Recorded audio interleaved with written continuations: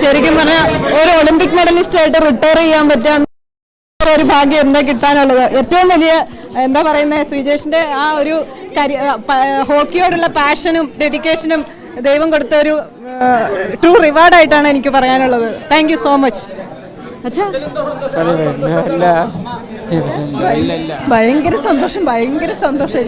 എനിക്ക് വാക്കുകളില്ല പറയാൻ. ഭയങ്കര സന്തോഷം. എനിക്ക് അത്രമാത്രം ഞാൻ പ്രാർത്ഥിച്ചിരുന്നു, ദൈവത്തോട് പ്രാർത്ഥിച്ച് എനിക്ക് പറയാൻ വാക്കുകളില്ല. സത്യം ഇല്ല, അത് അവന്റെ ഇഷ്ടമല്ലേ. ഒരിക്കലില്ല. ഇപ്പൊ റിട്ടയർ നന്നായിരുന്നുണ്ട്. ഞാൻ പറഞ്ഞ കഴിഞ്ഞ ഒളിമ്പിക്സിന് മെഡൽ റിട്ടയർ ചെയ്യേണ്ടതായിരുന്നു.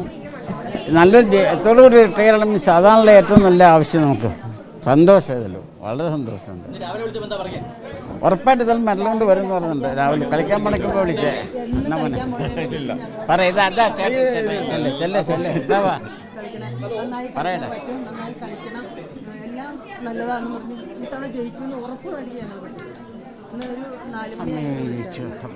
മത്സരം തുടങ്ങിയതുപോലെ അമ്മ നല്ല പ്രാർത്ഥനയായിരുന്നു.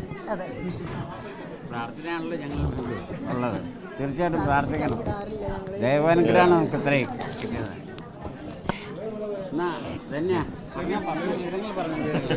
ഏതായാലും ഇവിടെ കാനഡയിൽ നിന്ന് വന്ന് റിട്ടയർമെന്റ് കളി കാണാൻ വേണ്ടിയിട്ടാണ് ആ സന്തോഷത്തിൽ.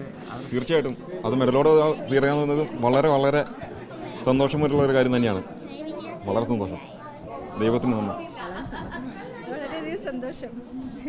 ഞങ്ങൾ ആദ്യമായിട്ടാണ് ഇങ്ങനെ വീട്ടിൽ വന്ന് ആദ്യമായിട്ടാണ് ഗെയിം കാണുന്നത്. അതിങ്ങനെ സക്സസ്ഫുൾ ആയതിൽ വളരെയധികം സന്തോഷം.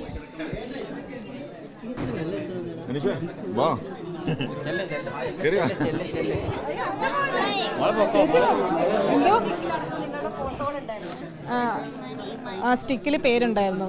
മക്കളുടെയും എൻ്റെയും പേര് റിട്ടയർമെൻറ്റ് പ്ലാൻ ചെയ്തിരുന്നല്ലോ. അപ്പോൾ അതുകൊണ്ട് അതിൻ്റെ ഭാഗമായിട്ട് സ്റ്റിക്കിൽ ചെയ്തതാണ്. ഉണ്ടായിരുന്നു.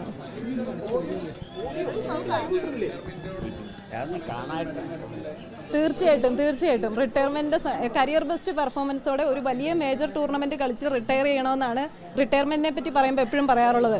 അത് തന്നെ കായിക ലോകത്തെ ഏറ്റവും വലിയ ഒരു നേട്ടം നേടിക്കൊണ്ട് രാജ്യത്തിൻ്റെ അഭിമാനമായിട്ട് റിട്ടയർ ചെയ്യാൻ പറ്റുക എന്ന് പറയുന്നത് സത്യമായിട്ടും ഇപ്പോൾ ഒന്നും പറയാൻ പറ്റുന്നില്ല. അത്രയ്ക്ക് സന്തോഷം, അഭിമാനം ശ്രീജേഷിനെ ഓർത്ത്. ടെൻഷൻ ഉണ്ടായിരുന്നു.